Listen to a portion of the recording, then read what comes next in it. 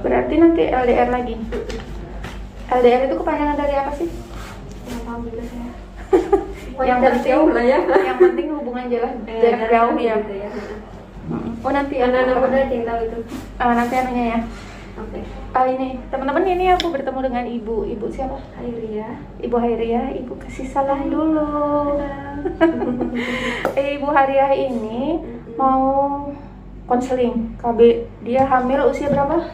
Usia masih belum tahu karena saya kemarin belum dicek hamilnya berapa. Oh berapa, belum dicek. Hamilnya berapa bulan? Soalnya nggak tahu tanggal terakhir hari. Iya, di sini kurang lebih 15 minggu. Iya, 15 minggu. Ibu memang hamilnya direncanakan atau malah kelepasan? Maksudnya kelepasannya itu apa? Suntik atau tidak, memang tidak ber-KB sama sekali? Saya kemarin KB pil, cuman mungkin pilnya itu kelewatan. Oh gitu. Sadar bahwa menggunakan pil KB-nya itu lupa gitu ya? Lupa berapa hari lupanya? 2 hari kayaknya. Lupa 2 hari. 2 hari jadi. Padahal ada juga yang nggak lupa sama sekali. Itu kemarin ada yang hamil. Ada beberapa pasien ya. Dia merasa aku nggak lupa sama sekali loh Bu, tapi tetap hamil, dia bilang kayak gitu. Tapi memang nggak ada obat KB yang bisa mencegah kehamilan 100%. Apapun itu gitu. Jadi ibunya keguguran 2 kali, anak keberapa? Anak pertama dan kedua. Anak pertama dan kedua keguguran, terus anak ketiga lahir sekarang usia 19 bulan. Kemudian sekarang hamil. sesar. Oh, belum genap 2 tahun ya? Belum, makanya kemungkinan besar saya akan sesar lagi. Sudah pasti sesar ya, dan sebenarnya belum pulih 100% karena dia masih di bawah 2 tahun ya, masih 19 bulan, tapi nggak apa-apa, semangat. Nggak apa-apa, semangat. Ini pilih KB dulu. Ya ini, jadi ini hamil ini dia harus mendapatkan konseling KB apa yang nanti tepat sesuai dengan kebutuhannya dia. Nah dia, tadi aku tawarin IUD. Enggak. Dia nggak mau IUD karena takut ya. Tetangganya ada yang hamil. Saya dengar itu di kilometer 35 memang. Terus ibunya katanya benangnya berasa ya, geli-geli gitu. Ya sebenarnya sih itu tahun berapa ibu mau cerita yang soal benang itu? Oh itu sudah lama orang tua saya. Sudah lama, memang zaman dulu benangnya nggak sama. Kalau yang sekarang benangnya itu lebih, begitu 1 bulan dipasang benangnya itu udah kayak nggak terasa gitu, jadi lembut. Beda memang dengan yang IUD sekarang. Jadi bisa ditarik-tarik, bisa dimasukkan gitu kan? Nggak boleh sebenarnya ditarik-tarik. Karena kalau ditarik-tarik jadi terlepas. Iya, biasanya sama bidannya diselipkan di samping porsio. Nah terus akhirnya tadi ibunya pertama kali memutuskan untuk menggunakan KB suntik. Nah suntik KB 3 bulan. 3 bulan cuman takutnya kalau 3 bulan saya bisa lupa juga, malah ngurus anak, malah ini Takut lupa tanggal kembali suntiknya. iya. Tapi LDR LDR-nya berapa lama? 3 bulan sekali. 3 bulan sekali ya. Minum pil tanggung, nggak minum juga. Iya itu. Iya. Makanya pilnya bulung-bulung. Kemarin waktu LDR minum pil KB terus? Iya. Setiap hari? Enggak. Jadi pas minum pil KB terus? Enggak. Oh. Jadi pas suami saya pulang, baru saya minum. Itu nyata. Jadi boleh boleh. Minggu yang saya dengar 1 minggu sebelum berhubungan boleh. Iya Mbak. Iya. Boleh sebentar.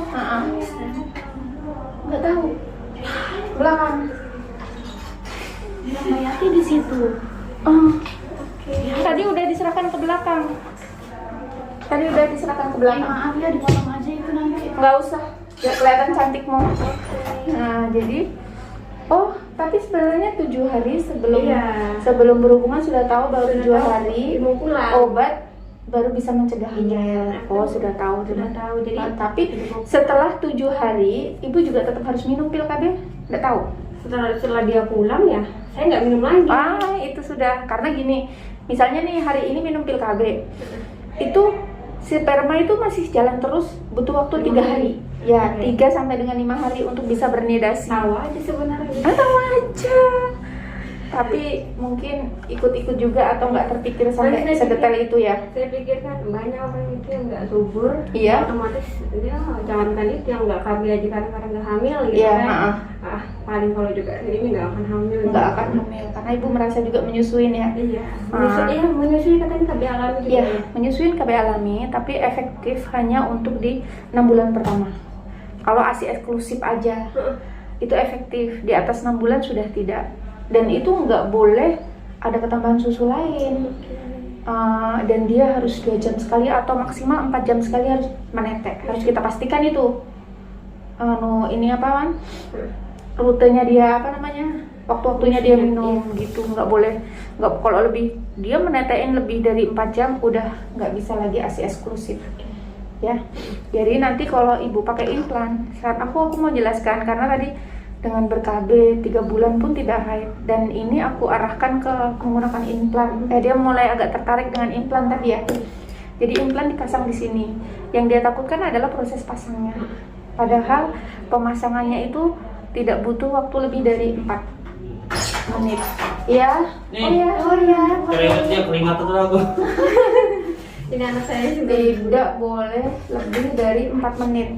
Jadi itu bukan tidak boleh, tidak lebih dari 4 menit. Jadi nggak usah khawatir nanti dikasih lidokain, hitungan lidokain menit biasanya langsung bisa dipasang. Ya. Nggak apa-apa kalau mau keluar? Oh gitu. Ya udah. Jadi ibu nanti kalau nggak suntik KB berarti mau pakai implan. Kalau suntik KB harus berapa hari bu? 40 hari setelah melahirkan. Kalau pakai implan harus sebelum. Ya, oh benar. saja boleh.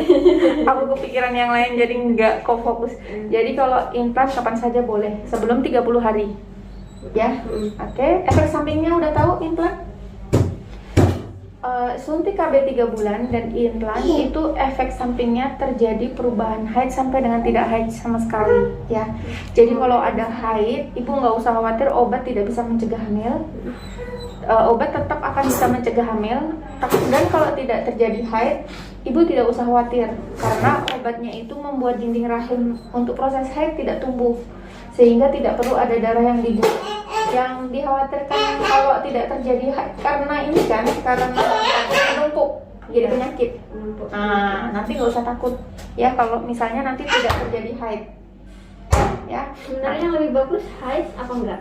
Kalau pakai pil KB mau terjadi haid atau tidak haid itu nggak masalah menggunakan KB.